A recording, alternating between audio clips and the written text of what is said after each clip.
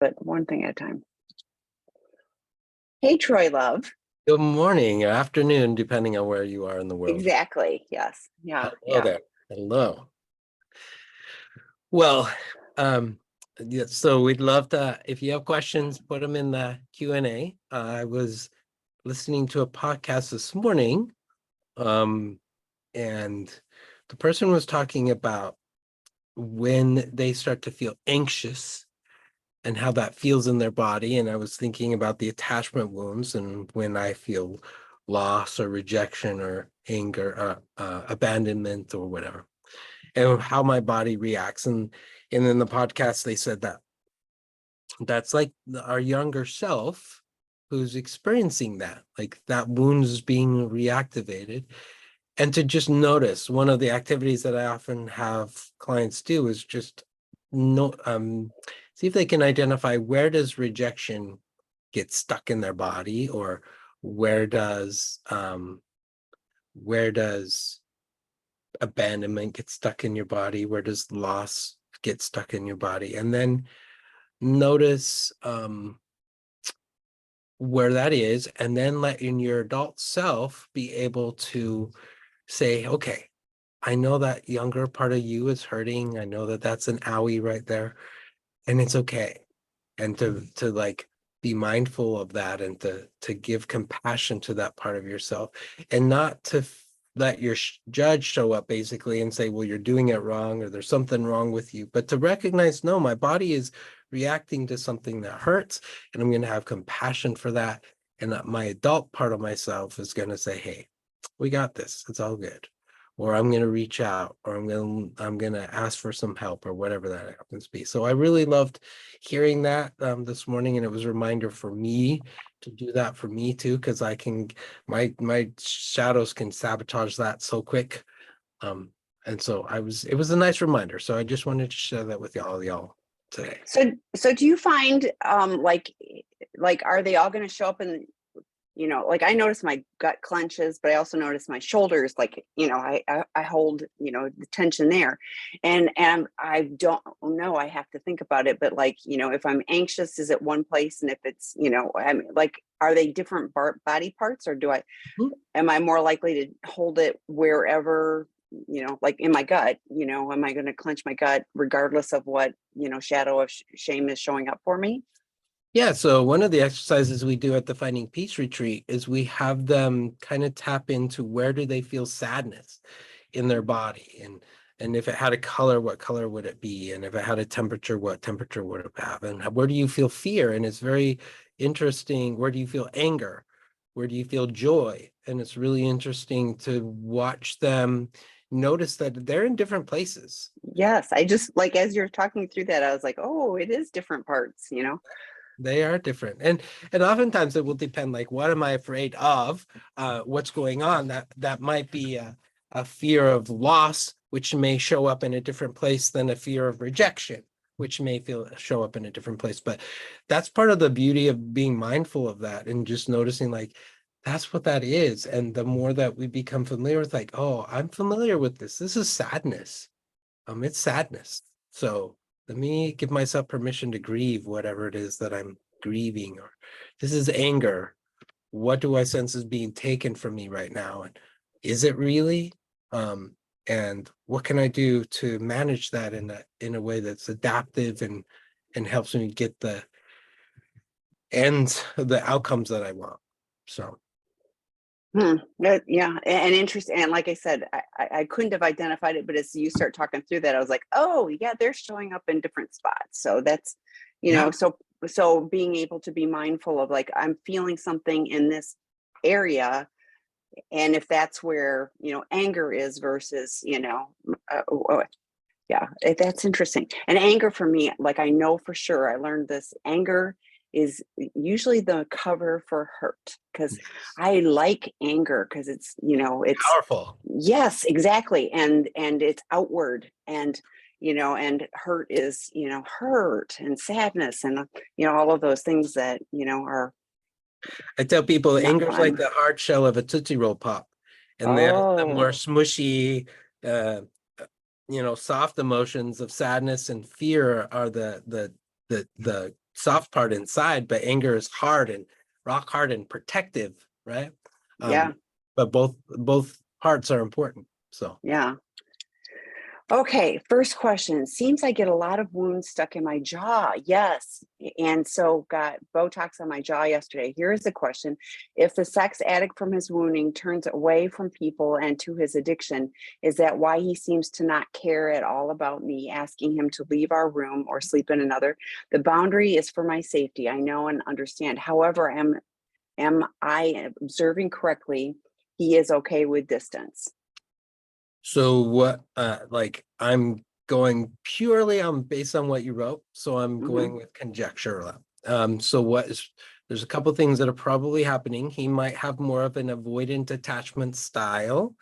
And what that means is that they are more likely to kind of put some barriers up and not be as open and vulnerable, as a way of protecting themselves. It does not mean that they don't want connection. That's not what it means. It means that their attachment style is to stay a little bit more aloof and to pretend or show to other people that it really doesn't matter, even though it does for them. So I'm guessing that that's part of what it is. I'm also guessing that he's got some, I'm saying he, but sex addicts come in all Yeah. gender. That I'm also guessing that he is dealing with a lot of shame. So he probably has some wounds of rejection and abandonment. And part of the core beliefs that are tied into that is, well, if you really knew me, you wouldn't want to stick around anyway. And so it's not that you shouldn't have boundaries, because we highly encourage boundaries. What it's doing for him is his shadows take that and say, well, see, that's just proof that you're a piece of crap. See, that's just proof that you're not worthy of love and belonging, which isn't true. It's what it is proof of is that you don't feel safe and that you need some safety first. And so there's a couple of things. So the aloofness and the attachment style of pulling away, and then the reinforcement of, well, yeah, that just like, I don't deserve to have connection. I don't deserve that, which is all shame shadows, which if he were in a session with a therapist, that's what would be working at. Well, actually, you are worthy of that. And what are you losing by pulling away? It's not serving you to pull away. What is going on with you? So you are observing it correctly. I don't know if he's okay with the distance as much as he is comfortable with the distance, because he doesn't, he can hide, and he can let those shame shadows just rampage around him, but he's probably really used to that. Well, and oh fudge, sorry. W- I I don't do yoga and all those things well, but I do make myself go to a roll and release class. And interestingly, they pull out this little hard ball and they make us roll it around our jaw. And even just touching this, I go, oh yeah, didn't even think about the jaw. But yeah, I hold, attention there, and I always, feel relief when I do that. So even in addition to what you've already done, but like probably doing a little massage around your jaws may be useful. But I love that you're noticing that, and and mindful of it too. So I'm really good at disconnecting, like I have to be intentional about sitting down and go, where am I feeling things, because otherwise I just keep going on to the next thing. So it's very challenging for me to take that moment and go, what am I connecting to? So thank you for the reminder. It's basically too. Okay. Is disapproval an attachment wound? When I see someone's disapproval, even a stranger in traffic, I feel like I am not wanted on this world and a burden. So disapproval is part of the rejection wound. So the wound of rejection is basically getting the message from somebody that there's something wrong with you, or you're doing something wrong and you're not wanted. So it is definitely part of that rejection wound. And it is really fascinating to me. That wound can be hit it can be hit just by somebody raising their eyebrow, or pursing their lips or something, and boom, that hits for me. And what happens with these attachment wounds is that over time, as they've been created, you've probably heard the phrase now, of course, I can't think of it right now. Oh, heavens. Okay, I'm gonna go cheat because I just said it earlier today. Uh, what fires together, wires together. Okay, man, me and my expressions. Okay, so when that attachment wound, that rejection wound was hit, what was activated, usually because we were kids and we were told like we did something wrong, is that you're not wanted here. Like you got picked last, or kids bullied you or whatever. You're not wanted. You're not wanted. So that experience wired that message with that rejection wound. And then if it happened over and over again, what wired together fires together, right? So now that's fused in there. So now you're driving down the street and somebody like flips you off in traffic or whatever, and boom, that message has been wired in your brain, and it automatically activates. And then your martyr, that's the one who tells you you're a burden to the world, shows up as a way of trying to protect you from that rejection, just saying like, you're just a burden and you really just need to like pull away and just make everybody else's life happy. And then your judge is like, yeah, what's wrong with you? Why did you turn that? And recognizing all of that is coming from a rejection wound. And so how we change that is rewiring the message. Like, that person flipping me off, they must really have something going on in their life. They must really be angry today. I hope you're doing better. That isn't about me. Like, that's his or her problem, and I'm enough, and I have a place in this world, and I matter. And learning how to wire those together so that when the attachment wound gets hit, rather than I'm not enough and I'm a burden, or I'm not wanted and I'm a burden, it's I am wanted and I do a lot for myself and other people that I love, and learning how to wire that. So that's the goal of learning how to do that. But the first part is recognizing it and saying, yeah, there it is again. Oh, there it is in my body. Well, and I find it interesting.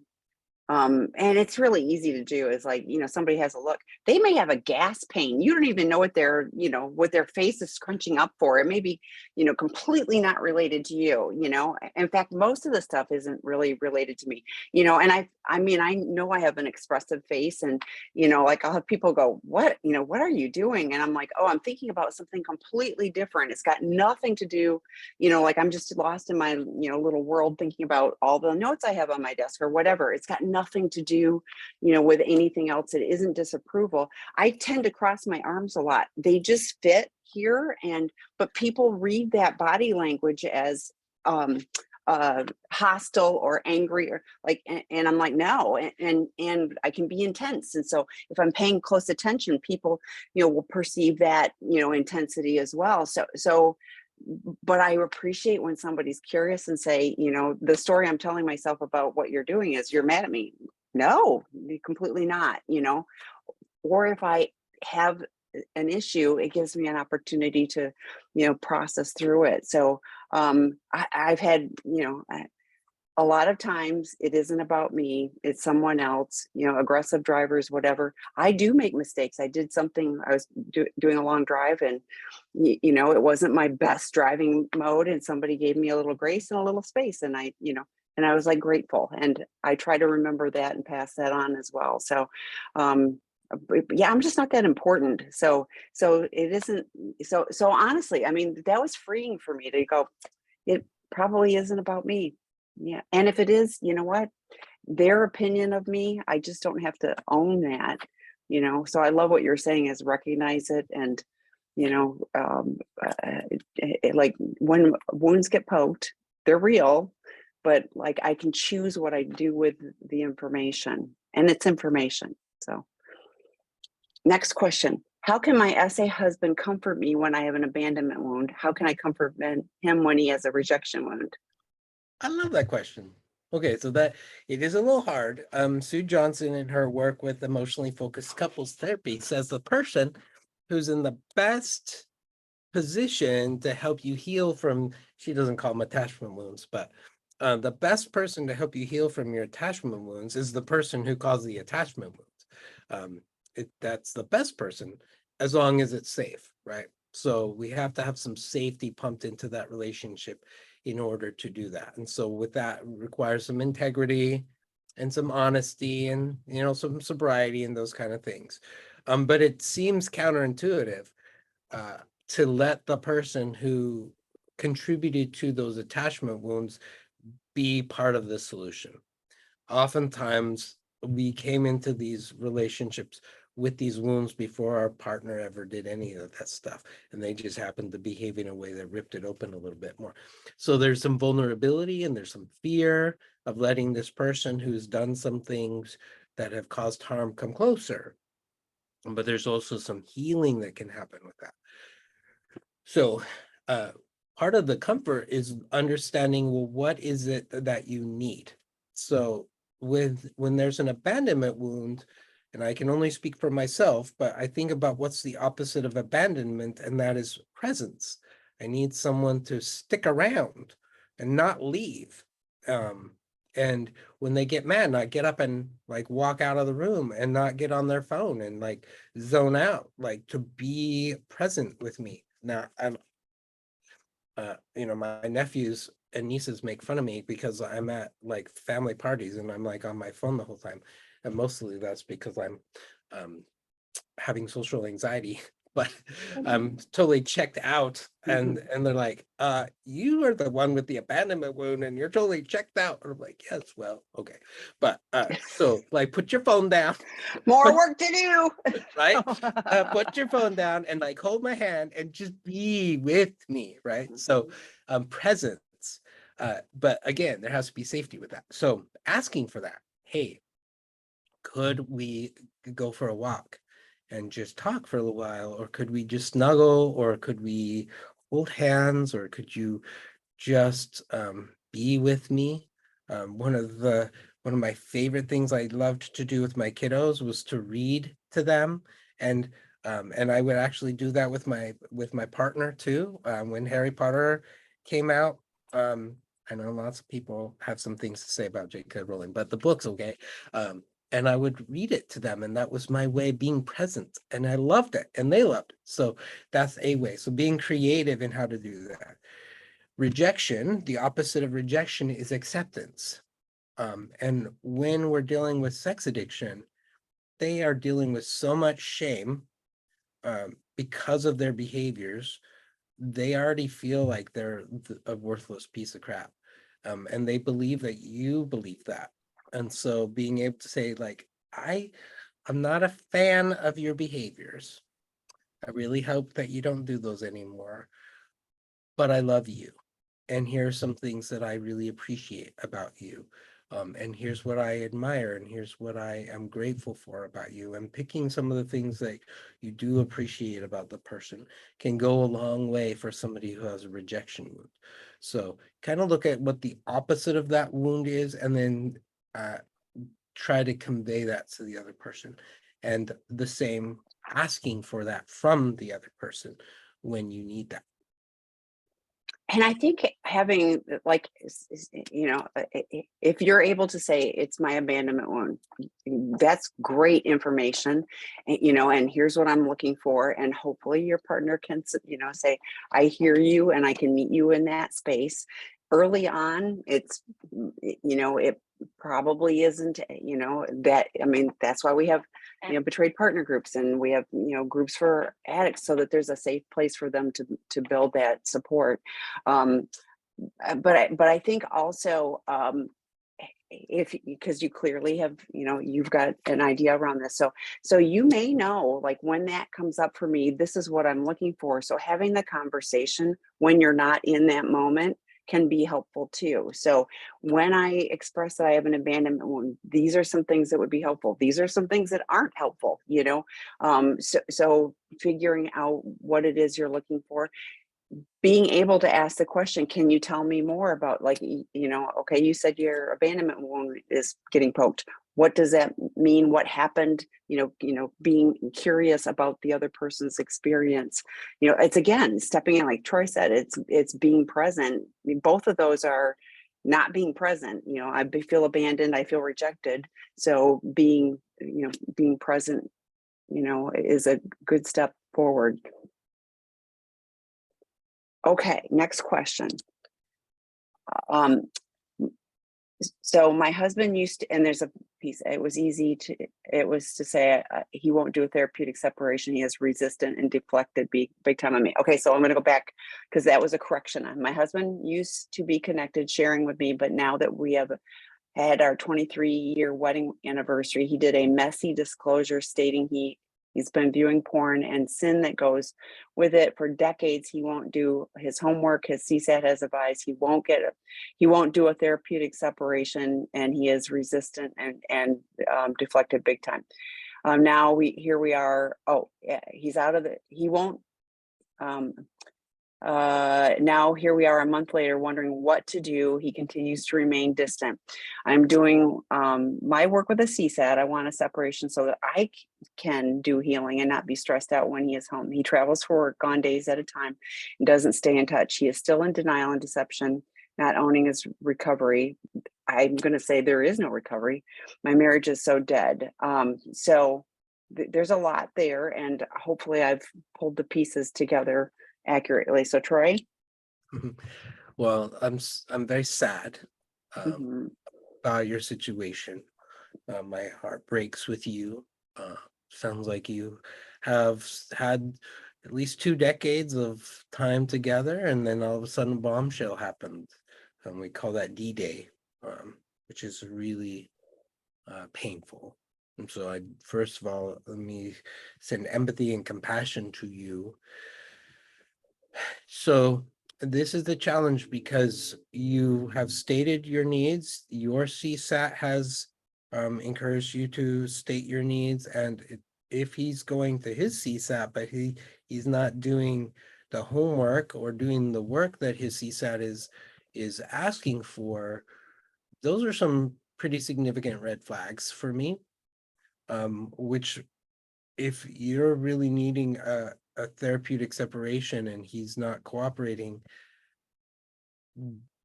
at that point, I probably would recommend that you go consider legal counsel, because your safety is important. I'm not telling you to leave or not leave. That's not my decision to make. But to figure out what your rights are in the place that you live and the laws of your province or state, and how that works in your county or whatever, to go do that. That I'm sure that is not what you were hoping. At the same time, the red flags of a person who is not really willing to do the work that's being recommended, and I'm guessing the guy is probably dealing with a tremendous amount of shame. I'm hearing some of the words that you're using, like a sin that goes on for decades. Like there's got to be a tremendous amount of shame and fear, that I'm guessing he's like, I'm afraid of being found out, or I'm afraid that if I disclose this, the worst thing possible is going to happen. And that's a possibility. Usually that's not what happens, but that there's a huge fear around that. And so his fear is preventing him from doing the work, which does not help you feel safe. And so part of that is going and getting some legal counsel to figure out what your rights are and all those things, so you can make a more educated decision about what you need to do for yourself. I'm just sad that your marriage is dead, and I would recommend that you reach out and use some of the support groups that we have. We have several drop-in groups here for spouses of betrayed partners. And there's a lot of other resources for them, for you, so you don't feel so alone, and you're not. There are so many different women who are in your same boat and would love to be a support for you.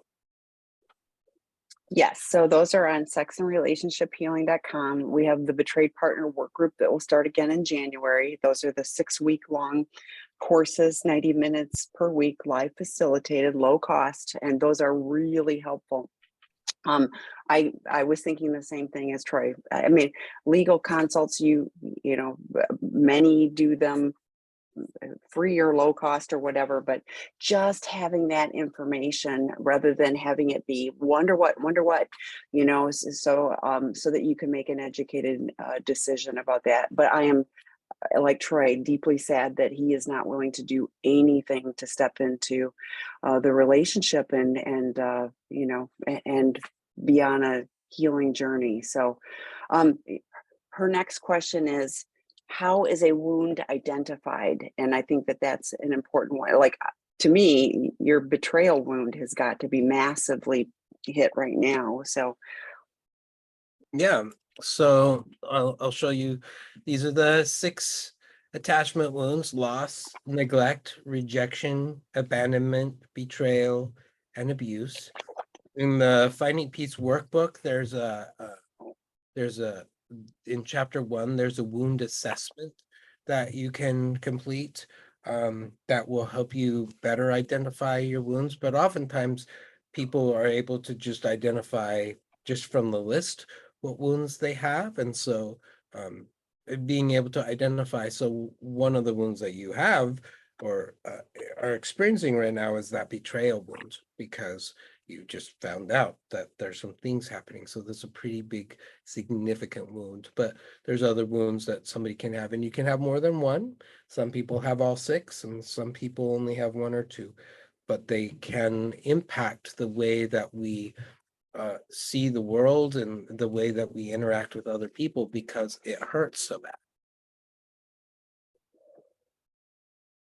well, and I think it's important to go, okay, this one might be the most poked right now, but you can have more than one wound going on at a time, unfortunately, as well, too. So next question, can you share how to kick off a conversation with someone that has had a slip and you want to better understand why it happened while keeping the environment safe and open to communication? Any advice from me to receive the information without reacting to it in an unapproachable way? I want to hear my essay husband and be there for him, but also want to be transparent with my feelings. So one of the questions I would recommend you don't ask is why. And not that it's bad there's a different way of asking it than why. What happens when we ask why? If you think about when you were a little kid, we always asked why questions, like, why is the sky blue? And why is that person a different color? And on those things. And what would happen when we would ask those questions? Well, usually the adults in our life would get really impatient and defensive. And it doesn't actually matter which culture you came from. When you ask why, in nearly every culture, you were shamed for asking that question. So when you say, well, why did you do that? Immediately it triggers the other person's rejection wound and they're going to get defensive. So I love your question, by the way. There's a different way of asking it than why. And I think part of the reason why we ask why is because we're hoping that if we can figure out that thing, we can figure it out, then they won't do it anymore, right? So, and that's not usually the case either. So there's some other questions you can ask. For example, well, what was the nature of your slip or relapse? When did it happen? What kind of pattern are you noticing around that slip or relapse? What attachment wound do you feel was most connected to that acting out? Was it loss? Was your rejection wound being hit? Was your abandonment wound being triggered? Was your betrayal wound activated? Was your abuse wound somehow being bumped? What significant events happened just prior to you going into maybe even the fantasy stage or the preoccupation phase? Like, what kind of things were happening before maybe you even were considering acting out. So notice that I'm asking what questions, like what wound, what happened, what were you feeling, what core beliefs were activated, what shadows of shame. Now, you may not be familiar with all these things like core beliefs and shadows of shame and wounds, but notice I'm asking what questions, like what was going on? What was part of the trigger? What led you to feel like you couldn't reach out and share that with me? What shame messages were you being bombarded with? So those are some other ways of being able to get to the why without asking why. And in doing that, if he's willing to be contemplative, he may actually get some light bulbs activate for himself. And it's like, yeah, that was actually my rejection wound. I noticed that, my boss sent me an email and was really mad about something. And I told myself that didn't matter. But it turns out it did. And I found myself a couple of hours later preoccupying about things, and I didn't connect the dots. So you just asked me. So just asking what questions may be more helpful. Yeah, I was thinking, like what inner circle, or I mean, what middle circle, not inner circle, what middle circle, because that's the warning sign. So, and I think the really important what is, what are you doing now? Like, so, if it's like I've called my sponsor, I'm meeting with him, I'm called my therapist, I'm like the what is he doing? I talk about the autopsy of the slip or relapse. Like, so basically what Troy was talking about, like all of those, what core belief, what attachment, like all of those things, that's kind of like looking back and going, the person that shared earlier, like, can get triggered by a stranger in traffic, perceiving that there's disapproval, like that's valuable information to understand.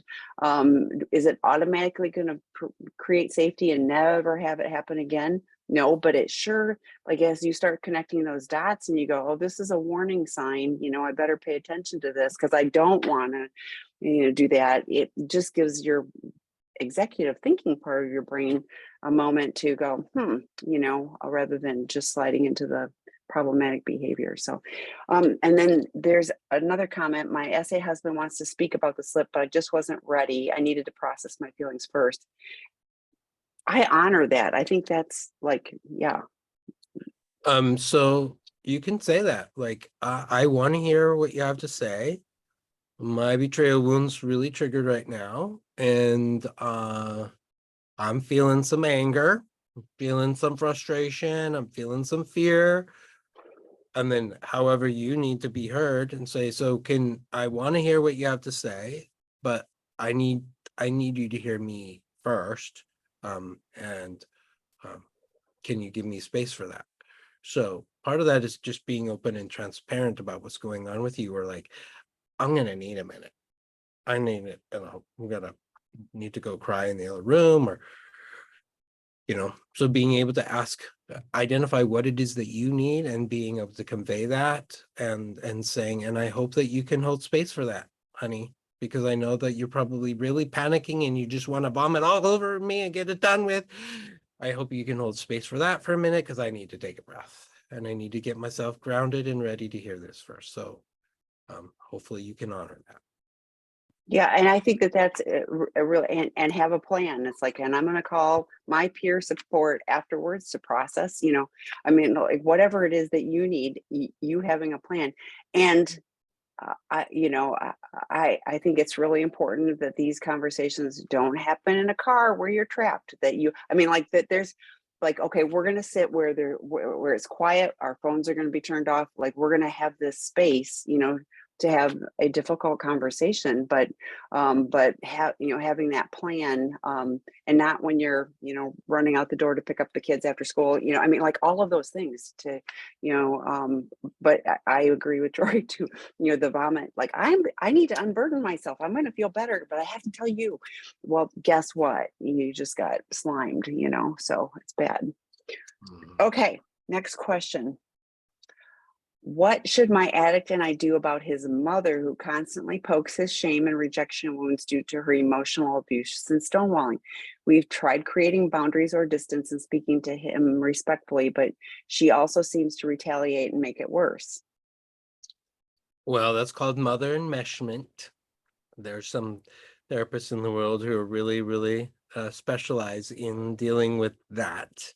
For oftentimes these mothers, they dealt with their attachment wounds by wrapping themselves around their child, and now that their child is married and moved on, they can't deal with that, and so they keep trying to pull them back and have them be like the parentified child or whatever.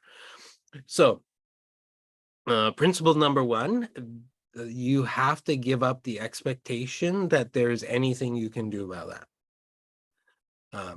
No matter what you say, no matter how well you say it, no matter like how crafted and whatever that you say, they're not gonna hear it. So you have to give up the expectation that that's going to be different, and that you also have to give up the expectation that there's anything that you can do that's going to flip it. There isn't. The only thing that can be done is for them to realize that they have some work to do, and they're going to go do that, but they're not going to do that. So that's a really tough one to come to an acceptance about that, which then means, well, what do we do? Like, what do we do? We've tried to create boundaries, and we've tried to create distance, and she does retaliate, and she makes it worse. So what are we going to do? Because you've done some of the things that we would be encouraging you to do, and she's relentless in doing that. So part of it is coming to the realization that no matter what you do, she's going to be the way she is until she comes to an awareness of things, and you are not going to be able to convince her otherwise. So if you go visit or whatever, you have an exit strategy. You go and you tell her, hey, we're coming and we're only going to come for an hour and then we got to go. Or if they're on the phone, hey, I only have 5 minutes and then I got to go. So you have some exit strategies, or you make the really tough decision of saying, we're not going to have contact with you. And that's really heavy and hard to do. And especially if you have kids and grandkids and holidays and all those things. It's hard. That's the challenge. When that kind of stuff is going on, you can't talk them out of it, so that you can only look at what are you guys going to do to help you all feel safe. And it's sad, and there's grief, and there's loss, and there's pain and tears that go all with that. But hopefully together you can come up with a strategy that works for the two of you. It is. I recently had to do this with not a mother, but with a one of my husband's family members, and I was just like, I have tried, and this is just not a safe relationship, and so I have made it abundantly clear that I'm not participating. But it's very challenging, and and I've had the thoughts of like, well, what about it?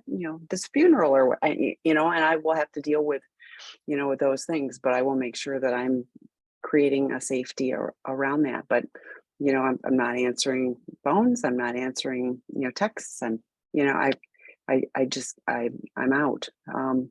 So but it is challenging, and I was thinking, it's not the same, but like the person earlier that was like, he won't do, the therapeutic separate, he won't do any of those things. At some point, it is like, creating a strong boundary for the two of you. It's the two of you, and yeah, of course, she's going to keep going like, hey, pay attention to me. But, you guys deciding what's right for the two of you. But boundaries are for your sake. So challenging. And it is, like you said, Troy, it's from her brokenness. But, like it's hard to step back and go, yep, it's, I can see all of that, but man, it's affecting me. Mhm.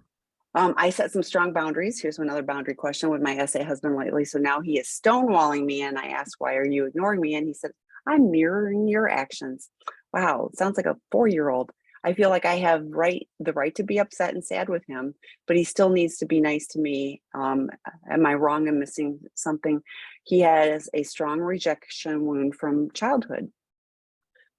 So you do have the right to be angry. Your anger is justified. Your sadness is justified. That's not actually the question that is going to resolve things, though. What you can only control you, okay? But what do you do with your anger, and what do you do with your sadness? Both of you have wounds. So he's got a strong rejection wound. You probably have a strong betrayal wound. That's why you have the boundaries in place, right? But both of you have wounds. And the reality is that every couple, regardless of whether there's sex addiction or any kind of addiction involved or not, everybody comes into a relationship with wounds. And at the beginning, when we very first fall in love or whatever, there's a lot of anesthesia that is running through our bodies, and we feel all giddy and twitter-pated, and we feel like everything's gonna be good. And then all of a sudden that anesthesia starts to wear off, and now we are bumping up against each other's wounds. We eat together, we sleep together, we drive in the car together. We got to bump up against each other's wounds. That's a reality. So part of it is figuring out how to navigate that and come closer together rather than pulling away. And that is a challenge for millions of couples across the world. So your anger is justified, and he can be behaving like a jerk because he's scared. So, but what do you want? Like, is your anger getting you closer to what you want? Is his playing the victim getting him closer to what he wants? I'm guessing no. I'm guessing that you want connection with him.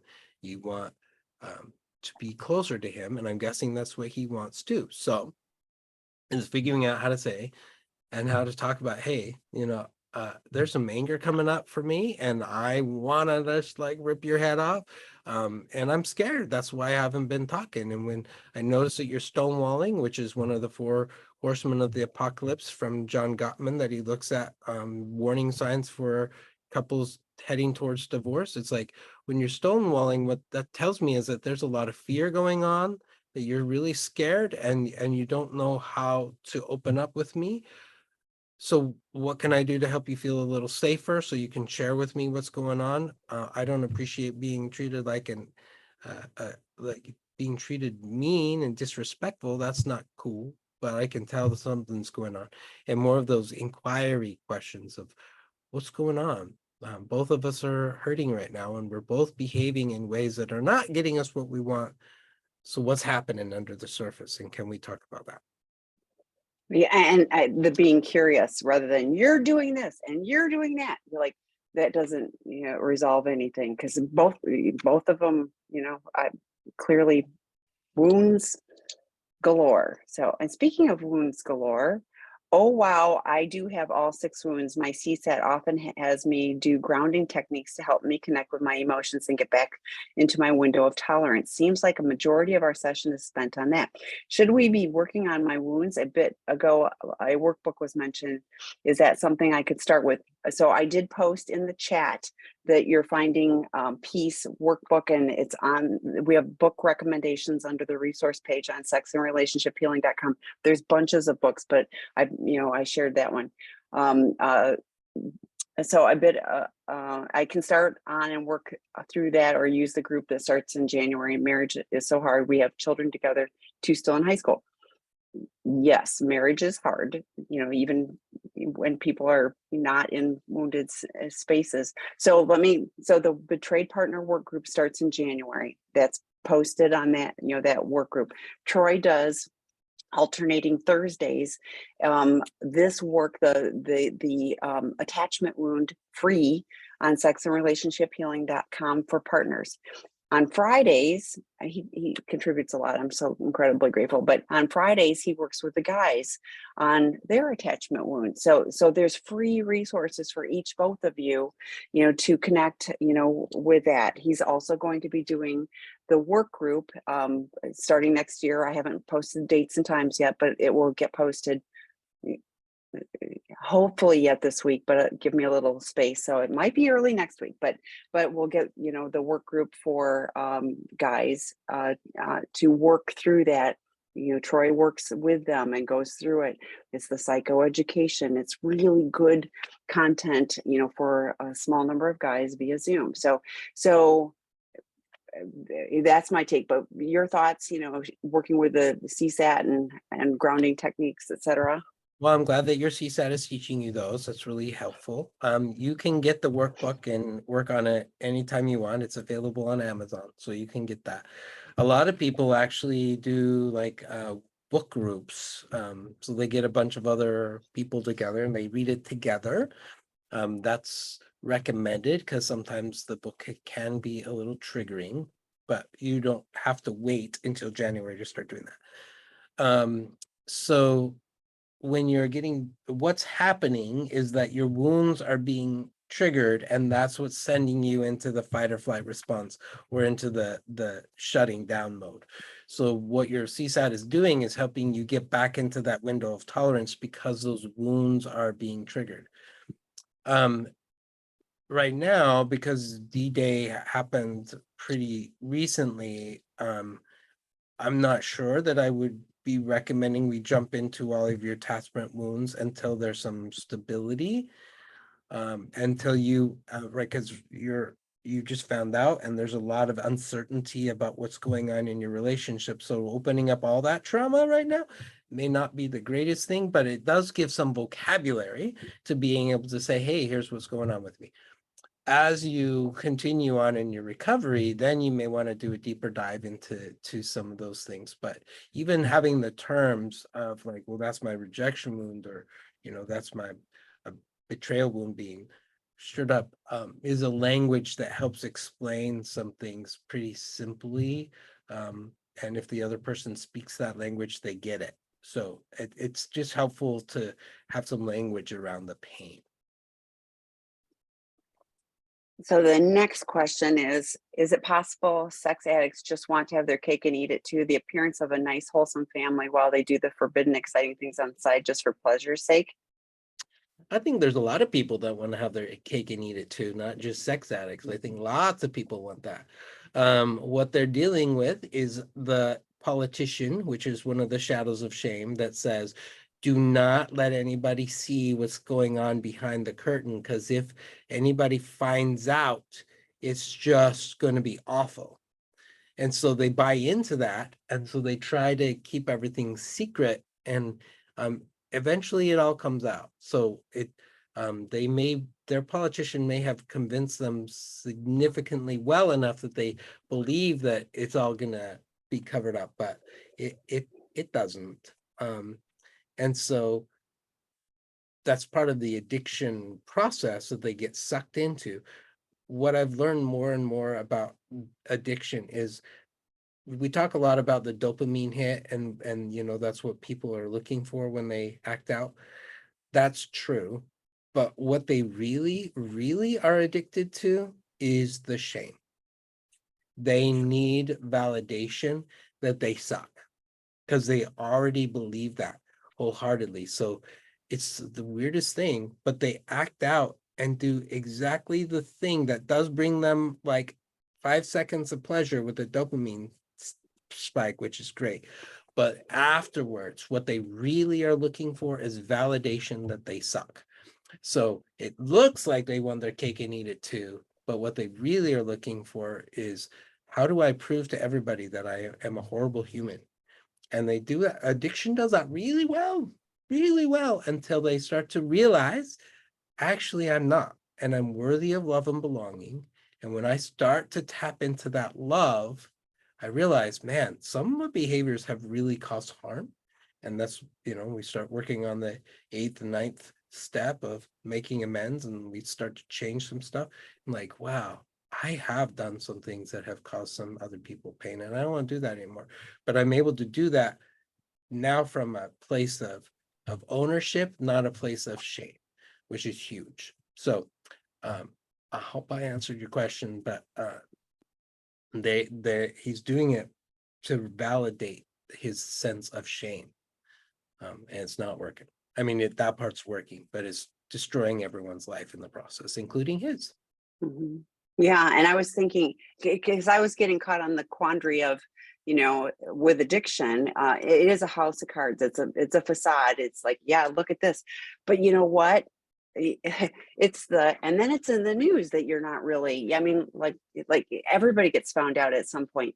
But I was thinking, Dr. Rob talks often, and it's not about sex addiction. That there are people that are just emotionally immature, and that and don't care about other people, but I was thinking, I think it's usually, I mean, you can be emotionally immature and be an addict, but for the people that are just emotionally immature and don't care about anybody else, that is different. It's, there are guys that, and women too, that cheat. They're not necessarily sex addicts, or they aren't sex addicts, but they don't care what other, they don't care about their loved ones, so that's, I got caught in that quandary, but yeah, absolutely, the facade, it is all a facade, and it's all compartmentalized, and but it's destructive. So this one is interesting. I was the trigger. Okay, so this is a betrayed partner. Argument was about parenting, and he felt challenged as a dad, masculine toxicity at best. And I'm going like, no, you aren't he was triggered by something you said. You aren't the trigger. So like I, I want you not to take ownership of, you were the trigger and caused any of this. You didn't. He chose poorly. But anyway, thoughts? Yeah. So, I mean, I will do things most of the time, not on purpose, that will bump up against other people's wounds. And I can own that what I said was painful, or I can own that what I did bumped up against your wound. And I can own that and say, wow, that I can see that really hurt you. And for that, I'm sorry. But I can't own their wounds, right? They have their own wounds. And what I'm hearing is that his rejection wound was being bumped, and his shame was hijacking things. And so his royal came out, and his judge came out, and his rebel probably came out as a way of dealing with, I am not feeling like I'm a very good dad. And now I'm hearing that you're telling me that I'm not a very good dad, which is probably not what you said, but that's what he's hearing. And so now I'm stuck. And so now I gotta like puff up and prove and get angry and all those things, because really I'm scared that I'm not doing well and my kids aren't turning out, but I don't know what to do. So there's a lot of going on inside that he probably doesn't know how to be vulnerable about, but that's all his stuff. You probably just said, hey, I'm really worried about our kids. I'm really worried about, some of the behaviors that are going on, and then all of a sudden, boom. So that was his wounds, but you're not the trigger. You are you, and he's him. So Well, and it could have been, Dr. Rob talked about this on Monday night on the webinar, because, he talks to the guys, because, they'll own that they aren't, good husbands because they've been unfaithful, but they think that they're good dads. And he does challenge them on that. You can't be a good dad if you're hurting their mom, so because they have the perception of, oh, I'm showing up at my kids, baseball games, and I'm doing this. Like the last question, the facade of looking like a good dad. Now I may be sitting at the baseball field and I'm swiping, looking on an app, but I'm here, and so it does get bumped up against. But guess what? That's the reality of addiction, and the reality of recovery is we go, yep, I take ownership that I have room for improvement, and I'm going to work on that. So, but I'm holding that you weren't the trigger. He heard things that he didn't like, and he chose to act out. So, but it wasn't you. Okay, next question. Seems like there's nothing that can permeate my husband. He has been trained to live no matter what. There seems to be nothing to nudge him to move willing. And I know boundaries are about me. However, I also have learned by webinars that some pressure can be put on them with no outcome expectation. I mean, Dr. Rob does expert consultations. They're 2 hour, and that's a really good barometer. So he does a one-time 2 hour. It's not therapy, it's not treatment, but he's listening to both sides. And there have been couples where, like the person does get the nudge and goes, oh, like there's also some where Dr. Rob goes, I'm sorry, but this person clearly is not, not willing to do anything to move into recovery. And that's good information for the trade partners too. Painful, you know, there's pain in any of that. Those, if you're interested, reach out to me, Tammy, Tami at seekingintegrity.com. But many people find that helpful.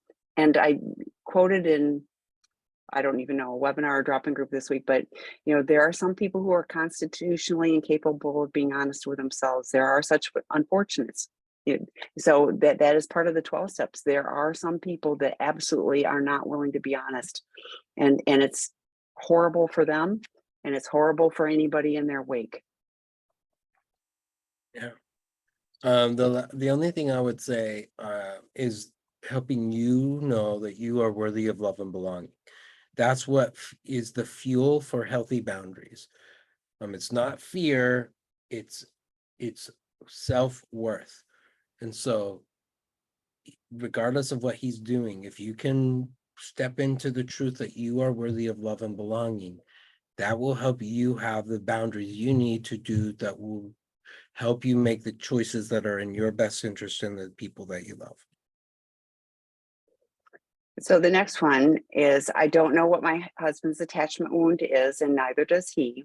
D-Day was almost 4 months ago. He has a CSAT who he's only seen a couple of times. He goes to Zoom meetings, but he's on his phone during the entire meeting and doesn't have a sponsor. He just lost a job. I wanted some space, but I feel, and so partner, I feel bad because I'm the only outlet he has. Does not knowing his attachment wounds matter and how to comfort him? Can we guess what his attachment wound would be based on his actions? I'm sorry, but I'm sorry. This feels like manipulation. Oh, he's not doing anything. Instead of being on the phone during the meetings, he could actively be working. He could be connecting with peers. You don't have to be the only outlet he has. Like, how manipulative of him to create that. Oh, you're the only one I have. I had to say that. I'm sorry, Troy. I'm going to shut up now. I'm glad you did. Yeah, that's a lot of pressure on you to be the one to fix him, which is not. Yeah. It's not that hard to figure out what attachment wounds are. Again, and I'm not trying to say that from a shame perspective. I'm not trying to shame anybody. It's not that hard to recognize. Is there been any time in my life when I've been rejected by other people and told that I'm not enough? Like, was I bullied a lot as a kid? Was there any time when I felt neglected as a kid, like when I needed to get my needs met and nobody showed up for me? And what did that feel like? Was there any time in my life when I felt abandoned, where people just walked out of my life and just kind of disappeared and I didn't know where they were? Was there ever a time in my life when I was betrayed, that people lied to me or deceived me or said things to me that turned out not to be true? And how did that affect me? Was there a time in my life when I was physically abused or sexually abused? All of those are wounds, usually that they happen when we're kids. The fact that he lost his job, huge rejection wound right there, by the way. So yes, having an idea of what the attachment wounds are gives us a clue of what we might need, but it's my wound, so I need to be responsible for asking for help. It's not your job to figure out what my wound is and then try to figure out how to take care of that. That's not healthy. I need to own it and ask for your help, and then you can say yes or no, if you're in a place to do that or not. Hopefully that's helpful. Again, you can get the workbook. It's like on Amazon. So you can You can get that, and that's a pretty comprehensive wound assessment in there. So I typed in, you did a great job last month. You do a great job every month, but last month you pulled out and stepped through everything. So I put the link, it's on sexandrelationshiphealing.com under resources. You'll see previously recorded webinars. And if it's fallen off that page, there's a click for more. But that he went through, all of those, pulling up the slides on that. So, and yes, the book, again, under the resource tab on sexandrelationshiphealing.com, you can click through it and find the books, but join them. If you're a betrayed partner, alternating Thursdays, guys, Fridays, like, so he, on this one, I will not react. He's making choices to not do the work. He's not got a job. He could really work on getting in a different place. I will say I had the luxury of not being employed when I first got into recovery. Guess what? I hit recovery hard, and it got me a good jump start on it. But he's not doing anything to change. So, okay. So we're out of time. I will take one is, yes, my husband loves the illusion of having a family. I want a separation, partially to break his illusion and to stop a lie that our marriage is okay. And sometimes that's a wake-up call. So I don't think that's a terrible thing. Can you why do they feel shame? Mine seems to allow seeking dopamine, ADHD, not sure the shame piece. So can you talk about that? I mean, I have time. So, okay, thanks. They don't want to feel shame. They are addicted to feeling shame. So dopamine is a huge part of that. That's the part that wires the behavior together. So that's the pleasure chemical that they've learned from usually when they were teenager, that when one of my wounds is being hit, this behavior or this substance makes me feel better for a minute. So at the beginning stages, that's what's going on. So they do this, and then they get a massive dopamine rush, and together those are wired together. And then over time, we do it again and again and again. And now there's a neural pathway in their brain that says, when I'm feeling pain, this is what helps me feel better. So dopamine is definitely a part of that. But the last part of that cycle is shame.